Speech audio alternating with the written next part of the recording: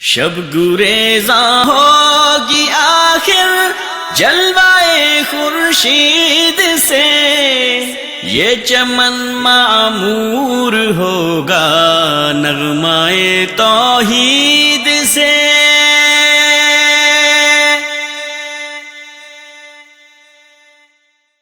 السلام علیکم ورحمۃ اللہ وبرکاتہ۔ ان الحمد للہ نحمده ونستعینه ونستغفره ونعوذ باللہ من شرور انفسنا ومن سیئات اعمالنا، من يهده الله فلا مضل له ومن يضلل فلا هادي له، اشهد ان لا اله الا الله وحده لا شريك له واشهد ان محمدا عبده ورسوله۔ اما بعد، شریعت محمدیہ نور کا چمکتا ہوا ایسا مینارہ ہے جو زندگی کے ہر شعبے میں اپنے ماننے والوں کو چمکتی ہوئی شریعت اور راستہ دیتا ہے۔ زندگی کا کوئی ایسا مسئلہ نہیں جس کا حل شریعت محمدیہ میں نہ ہو۔ بعض لوگ جہاد بالنفس اور مجاہدہ پر بڑا زور دیتے ہیں، اور ان کے ہاں اس کا مفہوم خود ساختہ ہے۔ جہاد بالنفس کا معنی وہ یہ لیتے ہیں کہ انسان نفس مارنے کے لیے دنیا سے بے رغبت ہو جائے۔ بے رغبت ہونے کا معنی شہروں سے باہر نکل جائے، جنگلوں میں چلا جائے، سمندروں کے کناروں پہ چلا جائے، پہاڑوں میں غائب ہو جائے اور کئی سال تک وہاں رہے، کھائے پیے نہ، درختوں کے پتے چبائے، اور اپنے بزرگوں کے ایسے کارنامے سناتے ہیں۔ فلاں پیر صاحب تھے ہمارے، پیر عبد القادر جیلانی، وہ اتنے سالوں تک پہاڑوں میں رہے، جنگلوں میں رہے، پتے کھاتے تھے، اور بعض دفعہ کئی سال تک نہ کچھ کھاتے تھے، کئی سال تک نہ پیتے تھے، اور یہ نفس کے ساتھ جہاد کرنے کا بڑا شاندار طریقہ ہے۔ بہجت الاسرار میں حضور غوث اعظم رحمۃ اللہ تعالی علیہ فرماتے ہیں، میں درخت کے جنگلوں میں سالوں رہا، درخت کے پتوں پر میرا گزارا ہوتا، میں کئی سال مدائن کے جنگلوں میں رہا اور اپنے نفس کو مجاہدات میں لگاتا رہا۔ 1 سال تک گری پڑی چیزیں کھاتا اور بالکل پانی نہ پیتا، پھر 1 سال صرف پانی پر گزارا کرتا اور گری پڑی چیز یا کوئی اور غذا نہ کھاتا، پھر 1 سال بغیر کچھ کھائے پیے فاقے سے گزارتا مجھ پر۔ تو آئیے، مجاہدہ کیا ہے، جہاد بالنفس کیا چیز ہے؟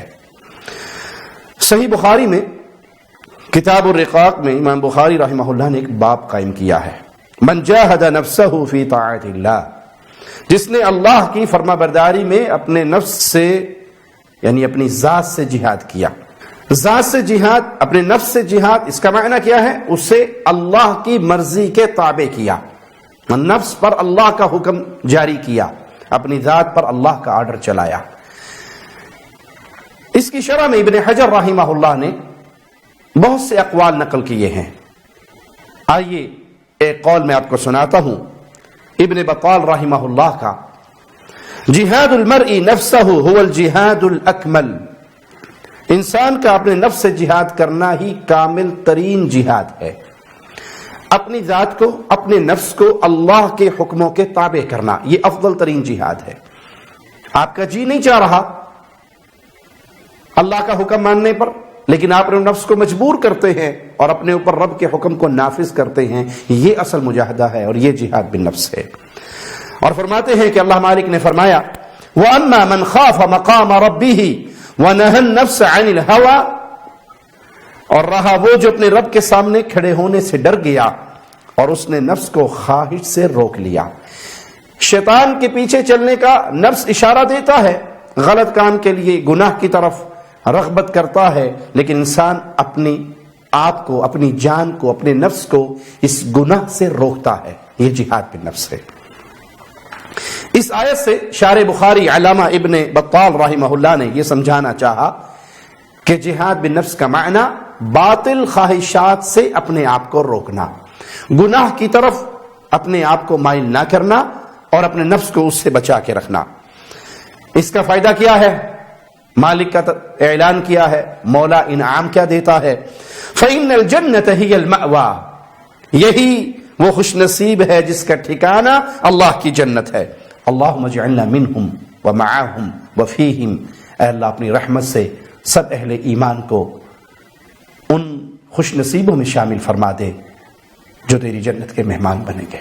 امام ابن حجر رحمہ اللہ مزید لکھتے ہیں فَمُجَاهَدَتُهُ نَفْسَهُ حَمْلُهَا عَلَى اتِّبَاعِ أَوَامِرِ اللَّهِ، یہ نفس کا مجاہدہ ہے کیا کہ اپنی جان کو اللہ کے حکموں کے تابع کر دے، وَإِجْتِنَابُ نَوَاهِيهِ، اپنی جان کو اللہ کی منع کردہ چیزوں سے منع کر لے۔ یہ ہے جہاد بالنفس۔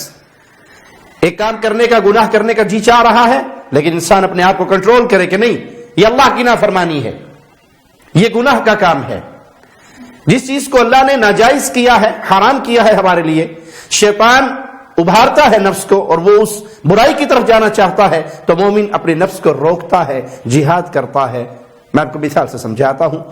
سردیوں کے دن ہے، صبح کا وقت ہے، نرم گرم بستر میں میٹھی نیند سو رہے ہیں اور فجر کے لیے اٹھنے کو جی نہیں چاہتا، لیکن یہ اٹھتا ہے، محنت کرتا ہے، الارم لگاتا ہے، اپنی باطل خواہشات کو دباتا ہے اور سردی میں اٹھ کے ٹھنڈے پانی سے وضو کرتا ہے اور ٹھنڈی رات میں چلتا ہوا مسجد کی طرف جاتا ہے۔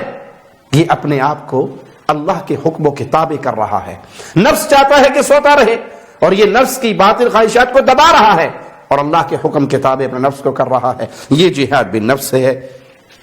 اسی کا نتیجہ، اسی کا رزلٹ اللہ کی جنت کی صورت میں ہے۔ یہی خلاصہ کلام ہے مجاہدہ کا، جس کا ذکر قرآن اور حدیث میں اور اہل علم نے بیان کیا ہے، لیکن خبر پر صوفیہ کے ہاں تصور ہی کچھ اور ہے۔ ان کا ایک مفہوم مولوی کوکب نورانی صاحب سے سن لیجئے۔ یہ اپنے ایک پیر بابے کا ذکر کرتے ہیں۔ مجاہدہ کا مطلب اپنے آپ کو سنوارنے کے لیے کوشش، اتنی کوشش۔ فرماتے ہیں میں جنگلوں میں چلا گیا، 25 سال میں نے جنگلوں میں گزارے۔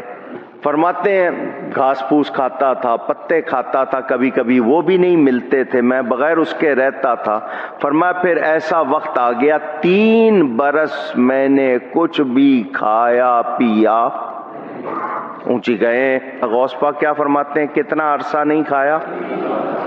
اونچی 3 سال پہلے وفات پائی ہے، میرے خیال 3 سال ہی ہوئے ہیں، بابا رحمت اللہ نے، مانسیرے کا رہنے والا تھا، نام تھا رحمت اللہ، اس کو بابا دھنکا کہتے تھے۔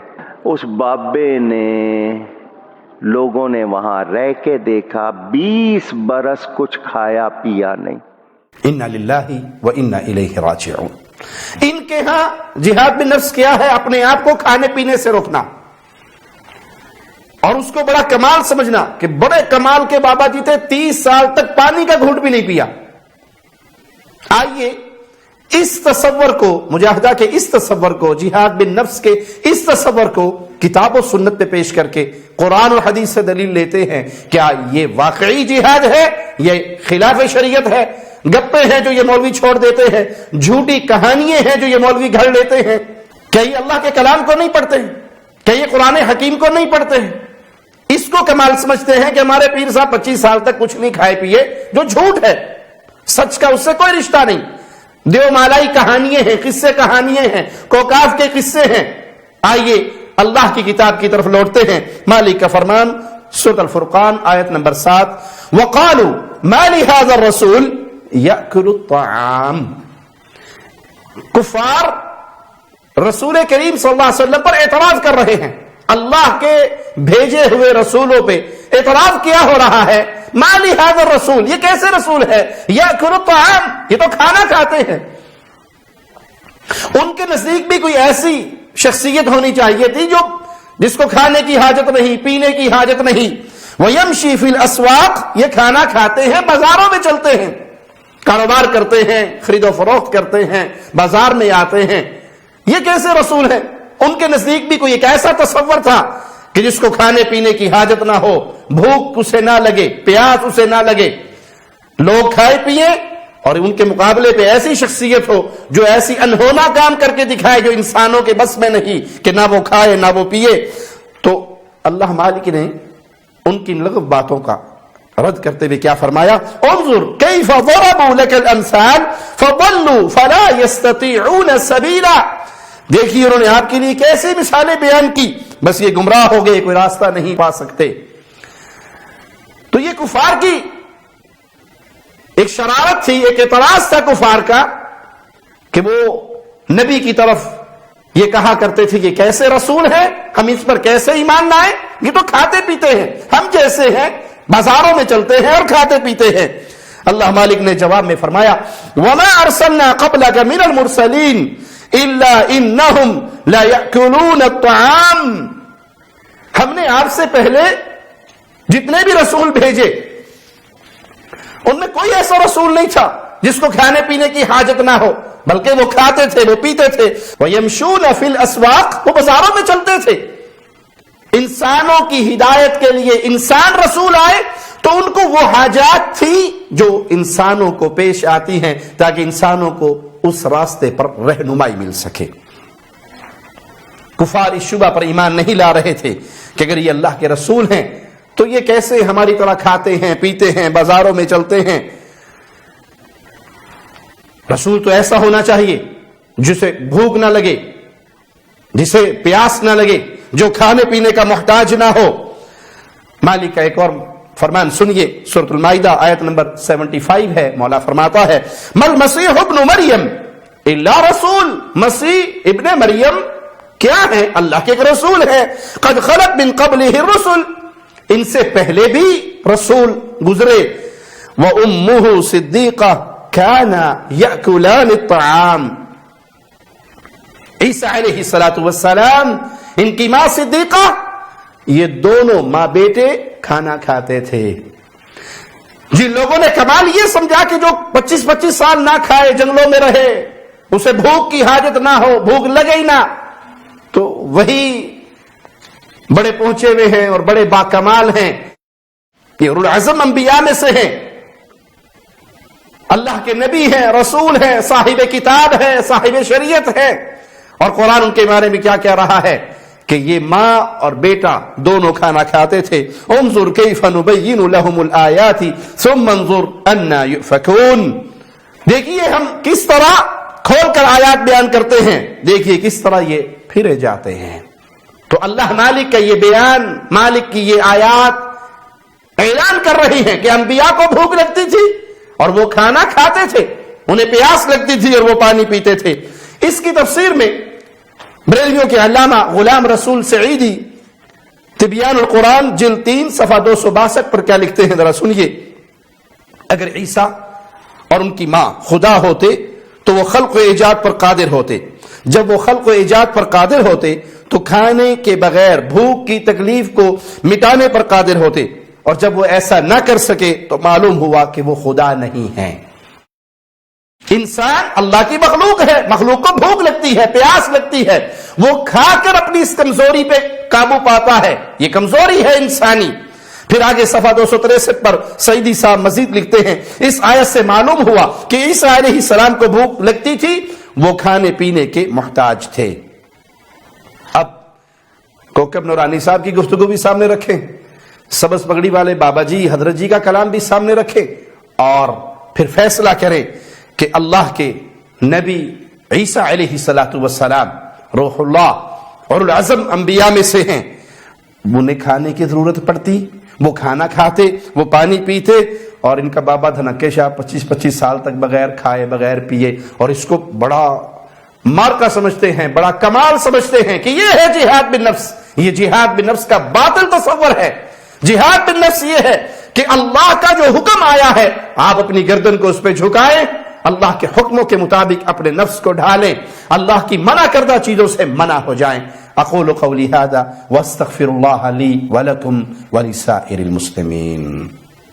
شب گریزاں ہوگی آخر جلوائے خورشید سے یہ چمن معمور ہوگا نغمائے توحید سے